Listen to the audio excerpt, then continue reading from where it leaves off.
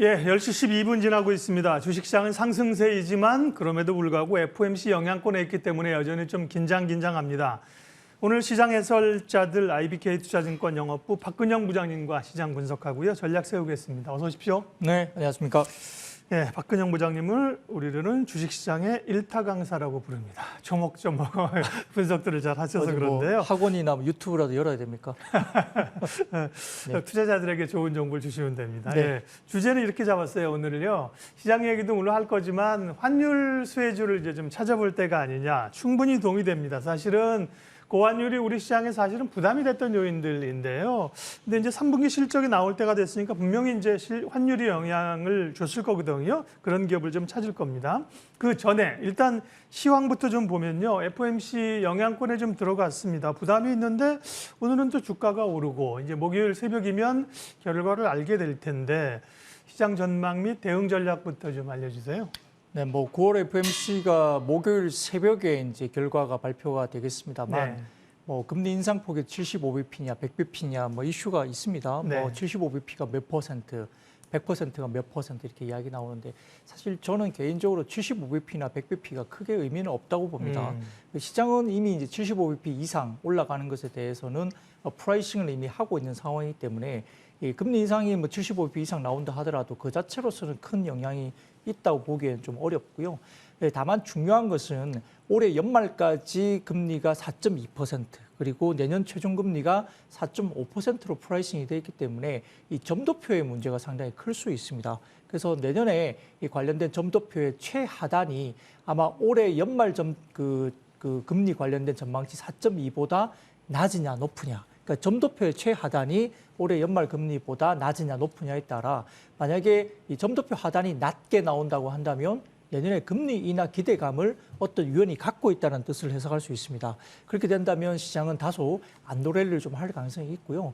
만약에 이 점도표의 하단이 이 금리 레벨보다 높게 형성이 되어 있다면 내년에는 사실은 금리 인하가 어느 정도 물 건너 간다 이렇게 볼 수 있죠. 그렇게 되면 당분간 내년 1분기 그러니까 3월 달 정도까지 금리 인상 경로를 계속한 다음에 금리를 인하하는 방향의 어떤 그런 기대감이 내년엔 사라진다는 의미에서는 다소 좀 시장이 부침이 있을 수 있다 볼 수 있습니다.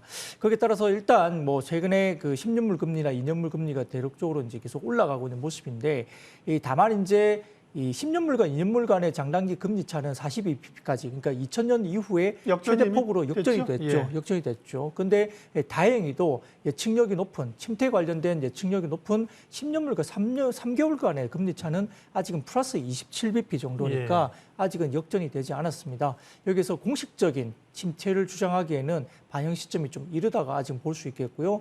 다만 이제 우리가 시장에서 이런 이야기가 있습니다. 티나라는 단어 들어보셨습니까? 티나요? 예. 뭐 저 캐릭터 이름인가요? 티나? 티나가 이제 there is no alternative. 네. 그게 이제 주식 이외에 다른 대안은 없다. 대안이 없다. 예, 이런 이야기가 계속 돌았었는데 최근 들어서 이렇게 시중금리가 급하게 오르면 어떻게 됩니까? 4% 5%짜리 뭐 시중금리가 올라갈 상품이 되게 많을 수 있잖아요. 네. 채권도 마찬가지고 그러다 보니까 배당 수익률을 봤을 때 이만큼 올라오는 배당 수익률을 가진 또 주식이 생각보다 그렇게 많지 않은 시장일 수 있습니다. 실적단도 하향 조정되고 있다는 점. 여기에 대해서 이제 주가 부분들이 아마 4분기에 조금 부침이 있을 것 같다 이야기들이 좀 나온 이유도 여기에 있고요. 아마 1분기를 저점으로 내년 하반기 이후로는 조금 회복된다. 이런 그림을 대부분 좀 그리고 있는 것 같아요. 따라서 이제 지금 시황에 대해서는 5시황만 당연히 본다면은 네. 사실은 3분기 실적 시즌에 견조한 이익 성장과 관련된 부분에서는 관련된 업종이 결국은 IT, 자동차, 기계 업종으로 좀 섹터이 된 것 같고요. 아까 좀 전에도 뭐 현대차 그룹 관련된 이야기를 했지만 뭐 자동차 섹터도 그렇게 크게 빠질 것 같지는 않습니다.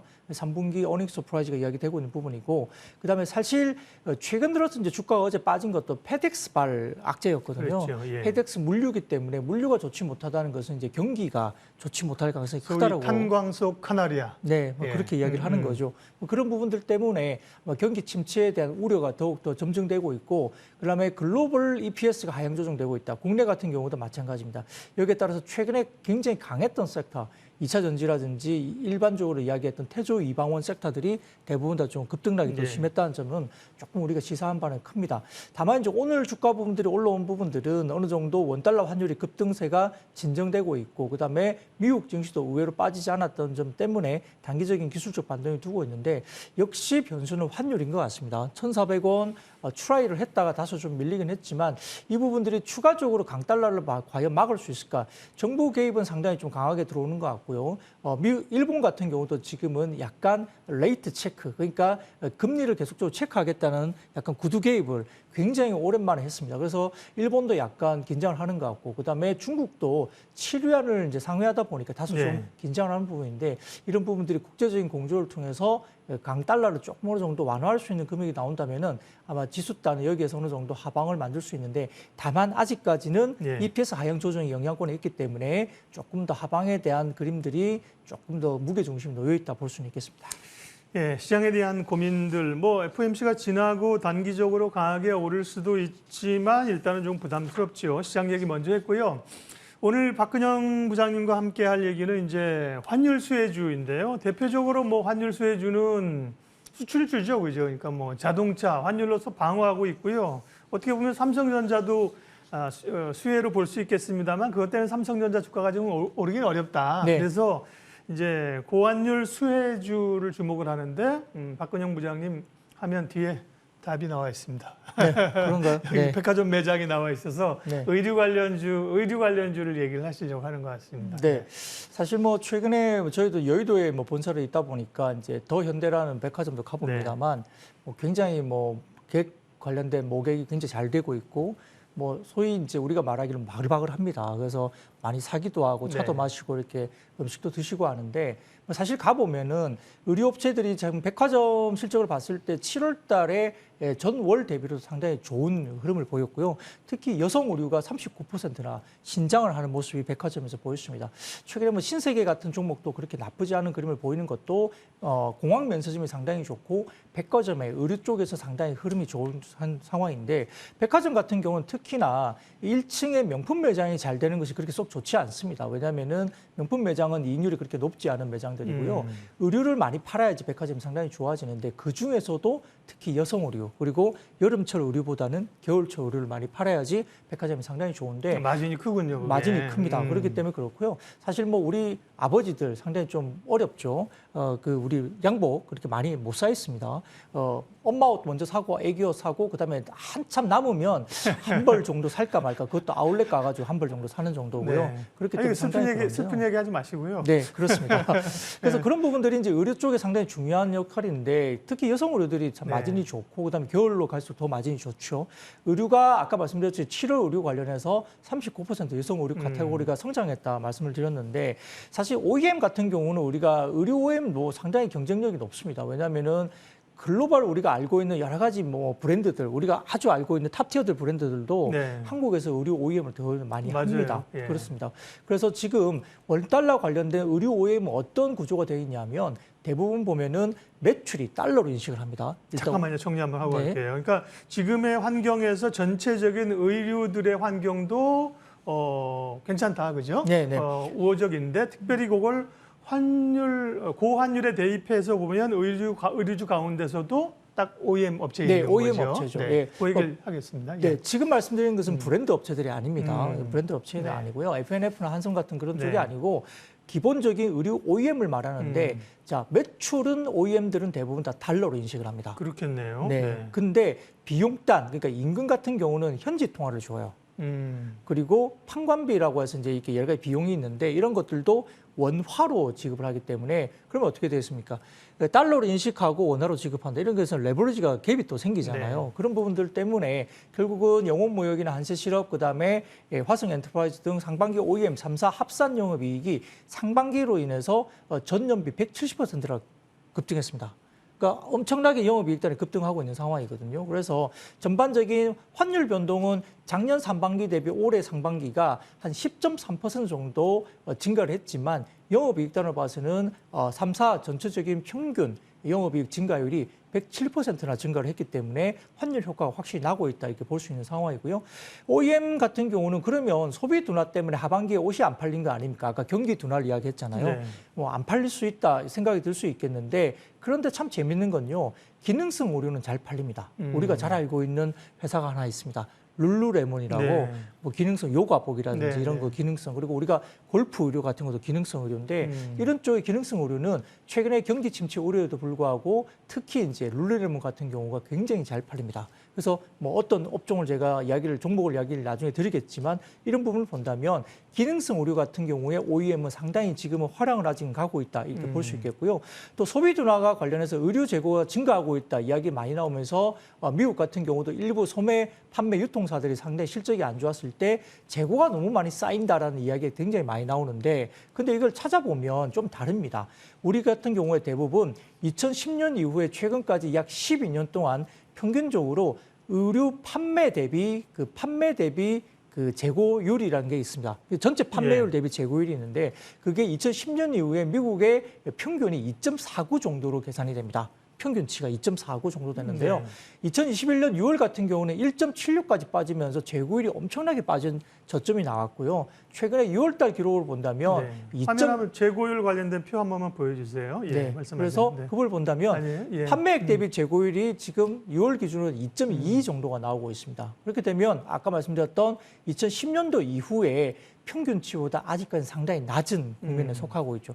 표를 보시면 아까 말씀드렸듯이 2021년 6월에 1.76 저점을 찍었고요. 12년간의 재고율 평균이 2.49였고 네. 6월 달 2.2이니까 재고율이 많이 올라왔음에도 불구하고 과거 평균 대비도 아직까지 낮은 수준이라는 거죠. 그러니까 우리가 말하는 재고 관련해서 리스타킹이라 해가지고 다시 재고를 쌓는다는 개념을 갖고 있는데 이러한 리스타킹에 관련된 임팩트가 크지 않는다고 가정을 하더라도 기본적으로 수요가 되는 국면에서 지금 정상적인 발주 환경은 지속된다 이렇게 볼 수 있겠습니다. 재고율이 너무 높으면 부담스러운 거죠. 상대적으로 네. 낮다는 게 우호적이라는 거죠. 그렇죠. 예. 그렇습니다. 판매액 대비 재고율이 낮기 때문에 아직까지는 재고가 아주 급진적으로 재고를 많이 쌓을 이유는 없지만 그래도 평년 수준의 이상의 정상적인 발주 환경은 계속적으로 나올 수 있는 구조이고요. 네. 뭐 여러분들이 지금 아마 옷을 예를 들어서 뭐 갭이라든지 일부 이제 해외 쪽에 브랜드의 옷을 사려고 하신다면 올해 4분기 블랙 프라이데이를 노리시는 게 상당히 좋다. 4분기부터 1분기까지 재고를 떨기 위해서 아마 미국은 대규모 아마 세일을 할 가능성이 높고요. 환율 때문에 비싸지 않느냐 말씀하시는데 각종 사이트 포털에 가보시면은 아마 할인 쿠폰 20%짜리를 많이 줍니다. 이런 환율을 계산해서. 그렇기 때문에 연말에 아마 재고 관련된 의류 소비를 하시면 되는데 이런 것들이 결국은 4분기, 1분기까지 재고를 소진하면 내년 1분기를 저점으로 다시 재고를 확충하는 시기가 다가오기 때문에 재고 OEM들에 대한 전방 산업은 상당히 이렇게 좋을 수 있다 볼 수 있겠고요. 다만 이제 팬데믹 가운데서 또 글로벌 대형 OEM 기업들은 상당히 기회적인 요인을 많이 갖고 있습니다. 특히 화성 엔터프라이즈 같은 경우는 나이키 의류 공장 인수를 하고 있고 그다음에 JS 코퍼레이션 같은 경우는 대형 OEM 기업인 약진통상이라는 회사를 인수하는 등 성장에 관련된 진행 중에 있다는 점도 상당히 개별 기업들의 모멘텀을 갖고 있는 상황이기 때문에 우리 OEM에 관련된 부분에 상당히 좋을 수 있습니다. 그래서 제가 아까 말씀드렸던 부분들은 기본적인 업황에 대한 말씀을 드렸고요. 한 가지 좀 더 말씀드릴게요. 최근 들어서 그러면 글로벌 피어 그룹이 어디냐면 대부분 다 대만 OEM들이 의류 쪽을 상당히 잘합니다. 아, 그래요? 그래서 경쟁사로서 이야기가 많이 되고 있는데 최근 들어서 경쟁사 관련된 대만 OEM 기업들이 아마 과거 PER이 상당히 좋을 때는 30배까지 받았습니다. 뭐 평균적으로 20배 이상 30배까지 받았는데요. 최근에 지금 11배에서 15배까지 거의 반토막 나는 밸류에이션을 받았었습니다. 근데 이것도 이제 관련된 재고라든지 그다음에 소비 경기 둔화 이런 부분들에 대한 부분들이 반영이 됐었는데요. 최근 들어서 지속적인 달러 초강세 때문에 다시 주가들이 반등 주면서 최근에 PE가 15배에서 20배까지 다시 좀 올라오고 있죠. 이런 부분에서 대만 경쟁 업체들이 의류 OEM들이 상당히 20배 정도까지 밸류에이션이 다시 치고 올라왔다는 점에서는 국내에도 시사 한반이 큽니다. 근데 이러한 한국 피어들은 어떨까요? 지금 PE가 어느 정도 수준이냐면 대부분 5배 정도 수준입니다. 엄청나게 낮은 수준의 거래가 되고 있어서 아마 대만 글로벌 PE들이 밸류에이션이 20배 같다고 해서 똑같은 밸류를 제공하기는 어렵습니다.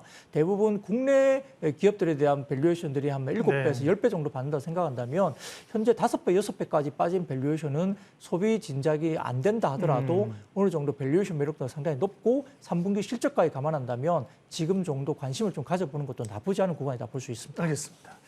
의류를 하반기에 구입할 때 어떻게 싸게 살지 꿀팁까지 주셨지만 우리는 그 당면한 관심사는 주식입니다. 그래서 그러면 OEM 업체가 몇 군데 있는데요. 대표적인 곳이 그 가운데 탑픽 종목을 하나 꼽아주세요. 네, 개인적으로 영혼무역 말씀드리겠습니다. 영혼무역. 지금 오늘 같은 경우도 거의 4% 가까이 주가가 올라가고 있는데요. 최근 주가 흐름을 보시면 우상향 그림이 계속 나옵니다. 최근에 한 36,000원대 중반 정도부터 해서 지금 거의 5만 원 가까운 가격이 올라오고 있는 상황인데요. 이 가격에서라도 지금 좋게 본다는 것이냐 말씀 묻는다면 계속 관심을 가질 만한 자리다 볼 수 있습니다. 아까 말씀드렸던 기능성 소재에 대한 퍼포먼스가 의류 제품 중에서도 상당히 좋다 말씀드렸고요. 제가 특히 이제 룰루레몬 관련된 이야기 드렸는데 실적 발표가 지난 9월 초에 있었습니다만 2분기 관련해서 오프라인 기존점 매출 성장률이 16%나 증가하면서 상당히 호실적을 이야기했습니다. 그리고 매출 증가에 대한 레버리지 효과 때문에 OPM 마진율이 전년비 1.4%포인트 이상 상승하면서 21%를 능가했습니다. 그러니까 영업이익 마진율이 20%가 넘는다는 이야기죠. 호실적이죠. 그리고 코로나 이전인 19년 2분기 대비 매출액이 28% 성장한 것도 보이는 상황이기 때문에 코로나 이전보다도 지금 룰루레몬이 더 잘 팔리고 있다는 이야기거든요. 그래서 이런 기능성 의료 관련해서 주요 OEM 밴더인 영혼무역이 상당히 그에 대한 수혜를 받을 수 있다 이야기하고 있고요. 이러한 호황을 근거로 룰루레몬 같은 경우는 2026년까지 2021년 대비 매출을 2배 이상으로 가이던스를 제시했기 때문에 상당히 호실적에 대한 자신감이 있다 볼 수 있습니다.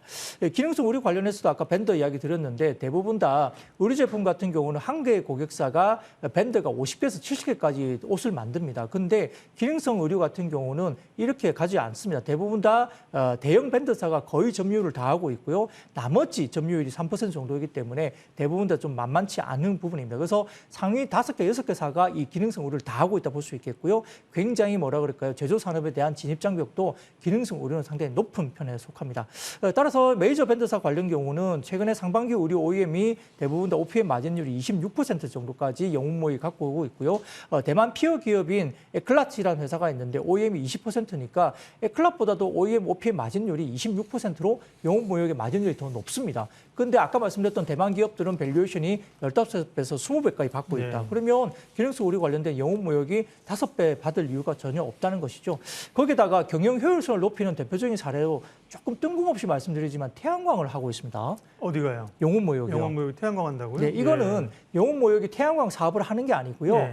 태양광 발전 선비에 투자하면서 기본적으로 본인의 공장들 본인들이 하고 있는 공장에 루프탑 태양광을 설치하면서 이 부분 관련해서 공장에 특히 이제 방글라데시 메인 사업장의 필요 전력 중에 70%를 이미 자체 조달하고 있기 때문에 그러면 어떻게 되겠죠?